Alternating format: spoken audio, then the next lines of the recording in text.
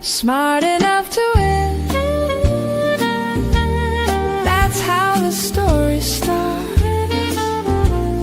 Learning is the edge that sets your work apart. When the stakes get high and the pressure never stops, smart learning in your pocket puts your business at the top. Welcome to the Learning Advantage, from Insight to Impact, where we're going to show how smart learning fuels real business results. I'm Deb Laurel, and I'm your host. Hello, and welcome to the Learning Advantage. For 40 years, Laurel and Associates Limited has worked alongside national and international managers to help them successfully manage employees and create and maintain a positive, healthy, and supportive work environment where employees want to stay and do their best. We focus on making lackluster leaders legendary. The purpose of the Learning Advantage, from Insight to Impact, is to discuss how smart learning fuels real business results. In each episode, we strive to deliver actionable strategies, evidence-based design tips, and real-world case studies that show how learning strengthens organizational health, advances sustainability, and drives profitability. For that reason, I'm delighted to introduce our guest for today, Melisa S.Medrano.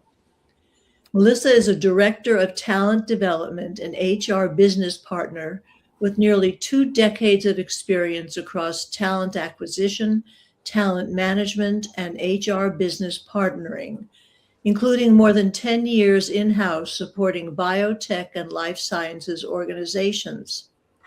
She is known for building trusted partnerships with executives and leaders to develop scalable people strategies that support growth, engagement, and organizational effectiveness. Most recently, Melisa served as Director of Talent and HR Business Partner at a clinical stage biotech, where she led enterprise responsibility for talent acquisition, HR business partnering, learning and development, employee relations, and DEIB. During a period of rapid growth, she built and operationalized the talent acquisition function, delivering an initial hiring plan of 77 employees, and sustaining annual hiring through multiple growth phases, including executive leadership roles. Melisa has led company-wide engagement and career development initiatives, including the creation of career frameworks, leadership training programs, and a People Leader Essentials training series developed in partnership with an external L&D consultant. Her work on career development and engagement was presented as a case study at LEAP HR West. With a PhD in molecular biology and microbiology, Melisa brings deep credibility when partnering with scientific, clinical, and technical leaders. She is passionate about developing leaders, strengthening culture, and ensuring talent strategies are tightly aligned with business and mission-critical outcomes. So welcome, Melisa. Thank you so much, Deb. I really appreciate it. And I appreciate the opportunity to share some of what we've done in the biotech sector and also what I'm doing in the nonprofit sector now, with you and your audience. Wonderful. Well, we're going to get right into the questions. Great. When you think about learning as a competitive advantage, what does that mean in the context of your organization or your work? Absolutely. I think of scientists with whom I work a lot in the biotech sector, as well as now in the nonprofit sector, as my biggest pool of people that I work with. And they're, of course, lifelong learners. And so, always being challenged to learn and always being challenged to bring up new opportunities for learning is one of those things that is important for people. But I think that the way people learn is also important, right? And so you can learn in your core function, but I think there's also ways that people can learn to be better um, people partners, to be better leadership partners, to be better collaborators, to be better project managers. And so I think there are a lot of opportunities for lifetime learners to be and to participate in learning opportunities, and for us as leadership and learning and development people and even HR people to offer people opportunities to sort of say, how do we upskill you or how do we cross skill you, to be able to not only um, go into a managerial role or go into a cross functional type of role. And so that's really where I like to focus, because what we find is that so many people are pigeonholed into a, sort of a, okay, where's my next promotion? Where's my next promotion? Where's my next promotion? And if I'm in a lab role, for example, and I know that doesn't translate to a lot of people, but in science it does. But a lot of times people want to get out of those lab roles and they want to find out, where do my skill sets translate? And so that's where, we can be helpful in terms of sort of saying, okay, where do those analytical skills translate? Where do those collaborative skills translate? Where do those, even technical skills in using Excel, using, PowerPoint, using all of those different things that scientists use. And again, I'm using that as an easy, low hanging fruit exercise. But again, we all have people in our organizations that are the kind of the people that bear the brunt of, kind of the technical or whatever thing that we're doing, and can easily pivot into other roles, but may not see themselves doing so, because they've only ever seen themselves in a technical role. And being able to have such a wide bench for managers, the Absolutely. opportunity to be innovative is going to make an organization much more competitive. Absolutely. Yeah. I mean, think about it. So I have a friend who was just recently laid off at the last company, which was a biotech company, where I was laid off, and she was at the bench, and she was actually looking for non-bench roles, and she was very good at people skills and organizational skills. And so she had moved into kind of a core function responsibility, but she actually found a job recently that was a, a TA coordinator, a talent acquisition coordinator role.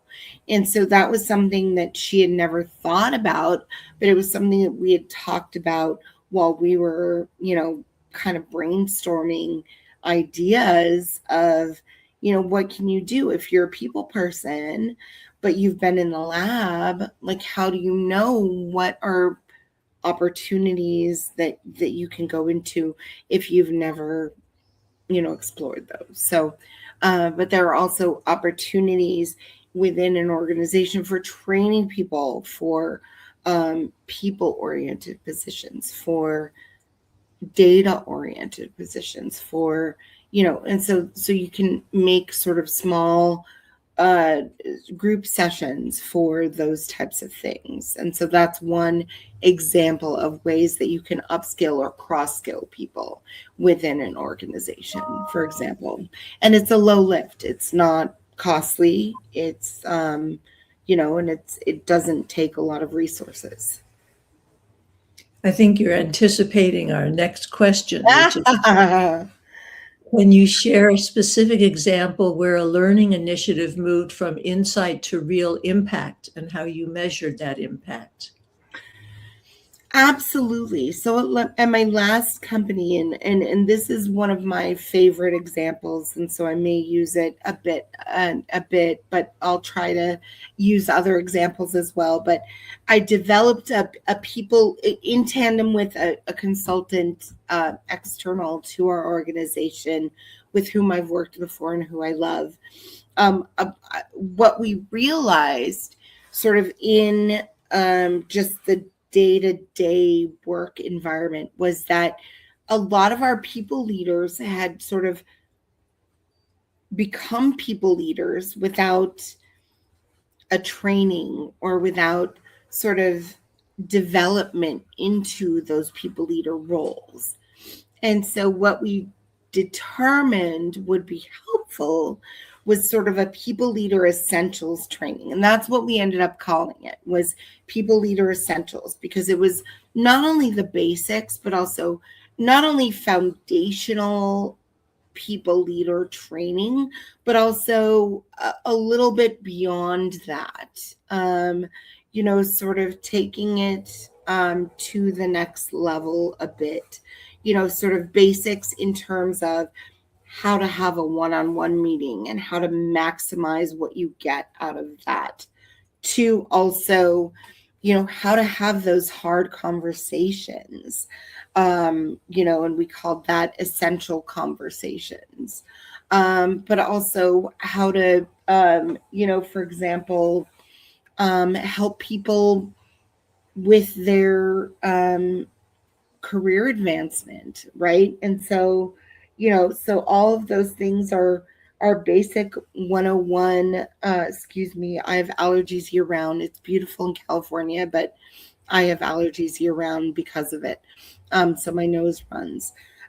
So anyway, but yeah, so we really talked about people leader essentials as how do we develop a robust set of people leader essentials training, as well as make sure that the people are absorbing in and really reflecting on that, and really really bringing that into their day-to-day lives. And so in addition to the 5-session series, we also had peer-to-peer sessions. And so we had small group session breakouts in between the 5 training sessions with the facilitator, so that people could bring real life scenarios to their small group sessions and peer-to-peer work those out themselves and apply the actual learnings to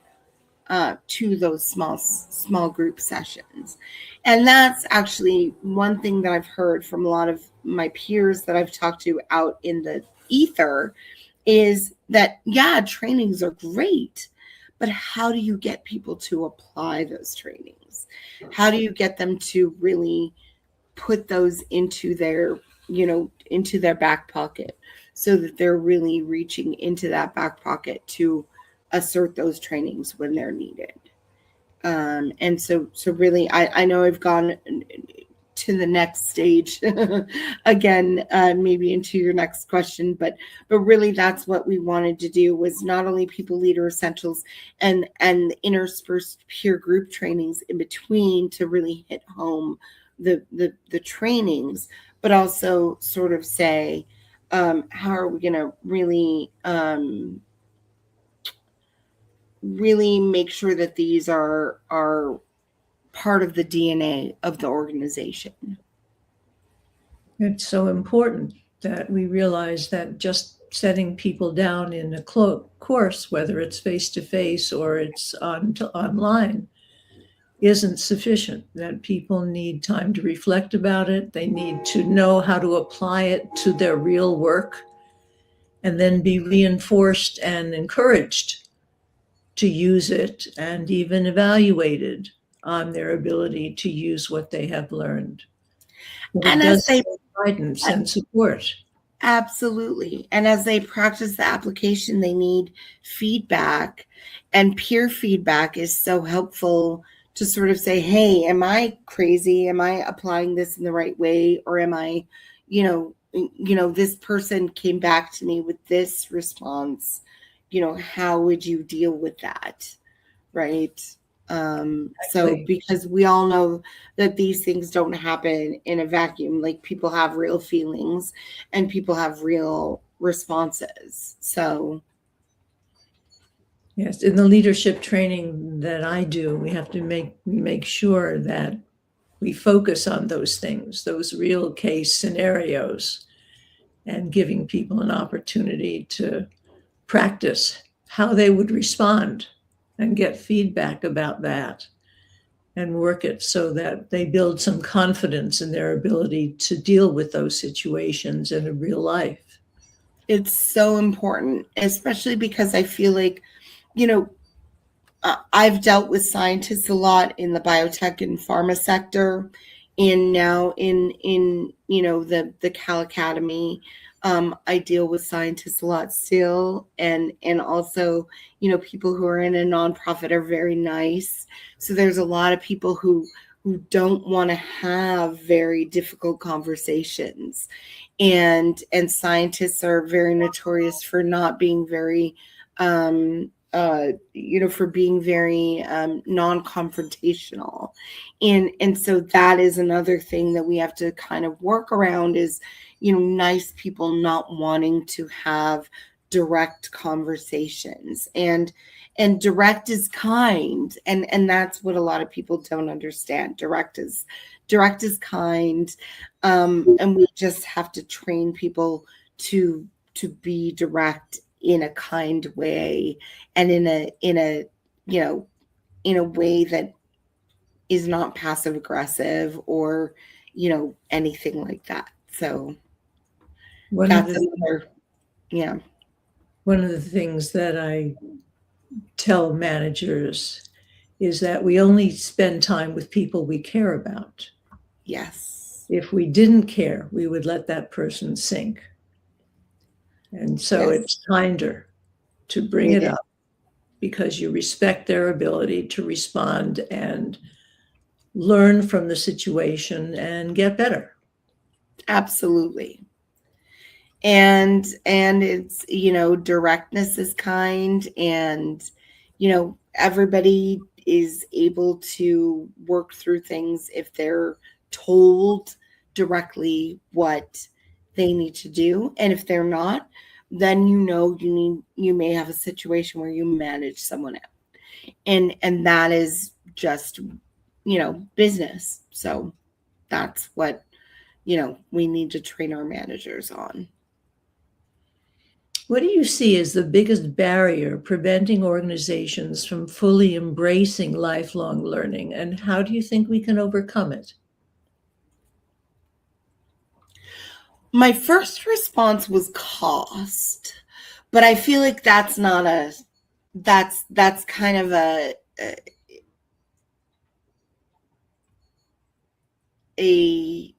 that's a non-answer, right? I feel like cost is, you can get around that, right? Because there's so many things available now between AI and between whatever. You can figure out ways to help your people be lifelong learners, without worrying about cost. Second, I think it's also, and these again are the first two are almost more the excuses, right?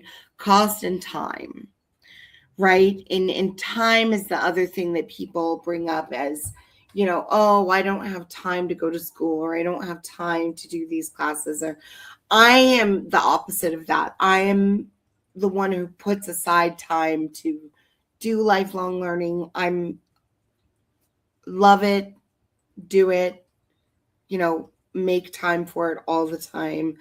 Um, my problem is incorporating and applying it, as we talked about before, right? Really, really getting those peer group sessions and really, and so I think in terms of corporations or nonprofits or organizations getting their people exposed to lifelong learning, I think there are obviously different ways to do it, right? There's the internal way, like me, coming up with curricula, and there's also LinkedIn learning, or all the online ways to do it. And then there's consultants and things like that. I think there are so many different ways to pursue learning. There's really no excuse to not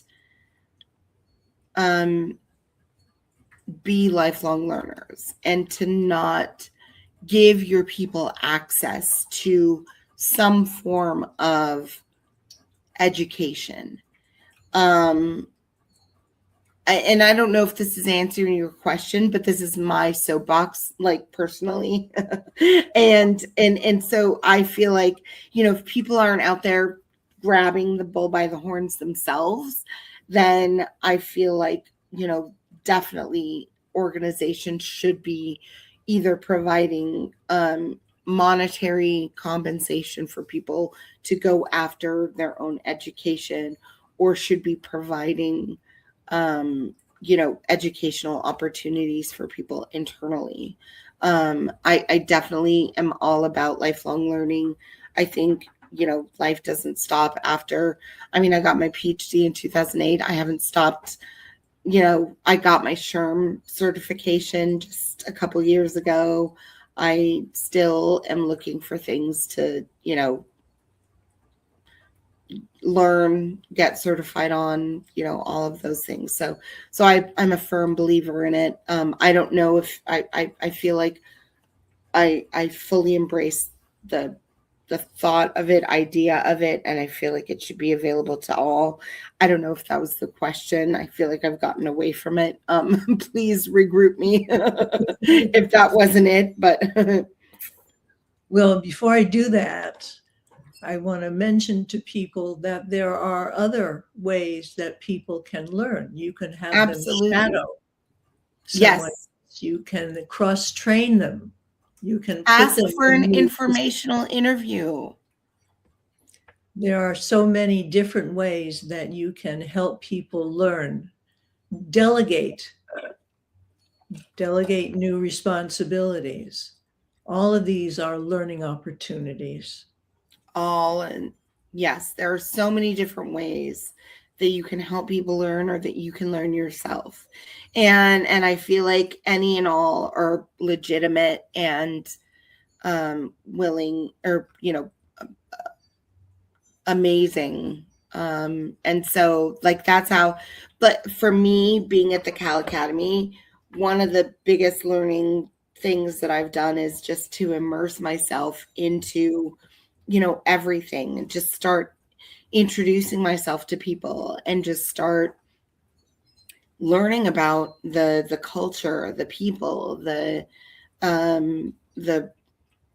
structure, the organization itself, everything top to bottom. And so that's something, just natural curiosity. Everybody can approach every job with that, or everything with that. So amen. Yes, that's how to do it. And that's how, honestly, I'm a consultant. I'm hopefully going to go full time. And it's because I've really been, just approaching it, embracing it, with open arms, open ears, open eyes, and a smile, and willingness to work late if I need to, but of course keep my balance, and just make sure that I'm taking care of the people, that I'm taking care of myself, that I'm taking care of the academy. What is one outdated belief about corporate learning that we need to let go of, and what should replace it? Or have you been answering that? Because you mentioned the initial objections to cost and time. I feel like, yeah, that was the initial response that I have to you for that question is, you know, again, I've worked for startups and for now I work for a nonprofit. And so the biggest myth that I feel like is that you need your company to pay for your learning. And and and let me qualify that. I've worked for also larger companies that do pay for, they pay exorbitant amounts and you can go back to school and you can get an MBA or you can do whatever. But it's also one of those things where if you work for a startup or a nonprofit, you have to know what you're getting yourself into. You have to understand that it's going to be more grassroots. It's going to be a little more, a little less, there's going to be less funding available for things like 401k match, things like educational funding, things like that. But there are still ways, and you still talk to your manager about, how do I enrich myself? How do I enrich my career? How do I enrich my, education? And you can still Google and you can still go out there and look for things and you can still work with your manager. And that doesn't mean you can't be on cross-functional projects at the company. And that doesn't mean that you can't work on, additional company projects. And that actually can help with your company trajectory. Even if it's maybe not your own personal, education philosophy, maybe it helps with your, maybe it's a trade-off for, I get a promotion out of this. And so you kind of have to think about and weigh all of the options, right? It's like, okay, is my education maybe gonna sit tight for a little bit while my career takes a step forward? Or I can pursue other educational options while I work on my career. And then when I get to a company that's maybe larger, then they can pay for my MBA or whatever, that type of thing. It's just, you just have to get creative with things. And that's all. It's just with smaller companies and nonprofits, it's a little more creativity and a little more sort of thinking outside of the box. How are you leveraging data, technology, or new learning methods to create more personalized and effective learning experiences? Oh, all the time. I mean, I like AI is so, it's a tool. It's not, and I'm not going to say it's the end all be all. It's not. AI is a tool, and you have to feed it the right information, and you have to know yourself what you are doing and what you want to learn. And so, so there are things out there with AI, as well as there's a lot of really great softwares out there for learning. There are a lot of great, in the HR world, there are a lot of great, out there. There are a lot of great learnings. It just depends on what area you are interested in.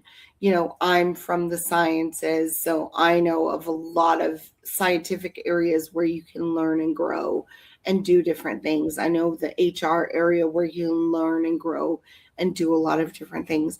But there's also so many different things online where you can just Google and just say, hey, how do I learn about this? Like, the world is everyone's oyster. Like, it's just so out there. And I mean, granted, it's not, the answer is not quite at your fingertips. Like, you have to know the right queries to type in, and you have to massage it, and you have to be able to put in the right inputs to get the right outputs. But there is so much out there that you can really spend hours, honestly, carving out a specific, like I want to learn about this, and you can get an output that's very specific to that. So I'm, the poster child of, you can do whatever you want and you can learn whatever you want out there. It's just a question of finding it. And that is honestly the biggest thing, is where I recommend. So finding it can be the hardest thing. And where I recommend starting with that is reach out to people to find what you're looking for to do your education. And the people are, you're going to want to ask for informational interviews. You're going to want to ask for, how did you get to do what you do? And a lot of times it's cold calling or it's cold reaching out on LinkedIn. But sometimes you can say, hey, I found this article that might be of interest to you. I'd love to share it with you. If you have time, would you mind setting up an informational interview? Or, hey, I see that you're connected with so-and-so. I would love to, recommend that you go see so-and-so's talk, on X day and time. But also I'd love to set up an informational interview with you, right? So you offer something to them, and you won't always be able to offer something to someone, but you can ask for an informational interview. And those will be the greatest conversations that you will come up with in order to help you determine what your educational direction is going to be, to help you figure out where you want to go in your career questions or your educational questions. And so that's a recommendation that I have for everyone, to do. If you're between jobs, if you're in a job but interested in other jobs, if you're interested in a topic, if you're interested in, anything, just start reaching out around and talk to people. If you could give one piece of advice to leaders who want to build a true culture of continuous learning, what would it be? Demonstrate that themselves. So I had a great leader that I worked with as a talent acquisition business partner, and he would have a book club with his leadership team and his HR business partners and his talent acquisition business partners, and he would read leadership books. And he actually recently wrote a leadership book. His name is Ed Bjurstrom. He wrote, it's called, I have it here. It is called The Success Guide: How to Thrive in the Corporate Environment.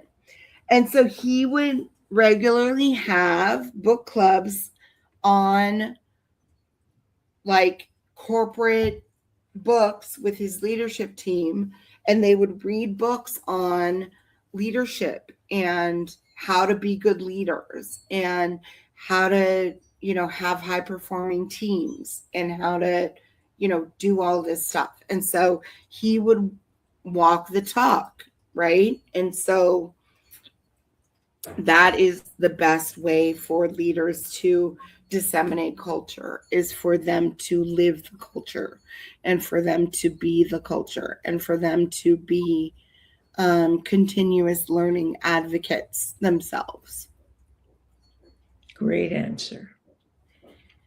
What's one book, resource, or learning experience that has had a lasting impact on you personally? Oh, there's so many. I actually, the Success Guide has been a great read so far. But the other one has been Atomic Habits by James Clear. That is, and it doesn't have to do with learning, but it's about habit building and like good habit building, bad habit breaking. And I think it has a great message across the board. Excuse me. Just in terms of, just building good habits. And I think that everyone can benefit from that. But there are also a lot of other, there's actually another one that Ed Bierstrom had recommended to me, whose name I'm forgetting now. But it's something like the fearless leader or something like that. There's also, of course, Radical Candor has been a book that has been really extensively, had a big impact on me, just because I am, as most of us are, I think, sort of non-confrontational, and it encourages people just to be candid and, very straightforward. And I think that is something that also, asking someone for the opportunity for learning is, I think, the biggest thing that a lot of people don't do. And I think could be just a really powerful thing, right? Just to sort of say, hey, what does this company have in the way for me to learn? Or, what can you as my manager offer me as far as, your learning experiences, your growth experiences, your, even how you learned how to be a manager, that type of thing. So I think that a lot of people are just kind of looking inward and not necessarily asking outward for those opportunities, for learning opportunities. And so, I think it's just sort of breaking out of that shell as well. Is there anything you'd like to add that we haven't talked about? I just think, I think that there are a lot of, so what I learned from my last role, and in doing the People Leader Essentials training, is that I think at a lot of companies and in a lot of organizations, there are many leaders that have become leaders sort of without necessarily being given a guidebook. And so if we could go in and sort of give people that sort of 101 playbook of how to be a leader, just the basics, in just the groundwork, we'd all be in such a better state. I think, and then also with higher level leadership too, then to have a revisit of deeper dive into those fundamentals and into, sort of a revisit, because, people do get, not complacent, but as you get more advanced in your career, you're like, oh yeah, I know this stuff, right? And so it can always, I always feel like people could do with a refresh of sort of the basics, and sort of, sort of like, here's how we have a continuous learning environment, and here's how we encourage it, and here's how we grow. And so that's really what, like, if I had a mission, I would do like a People Leader Essentials at every company throughout the world. And then I would do like a refresh of the, the high level people leaders as well, and do sort of their essentials as well. Just because I feel like at every company I've been to, it's been the same. People are so busy,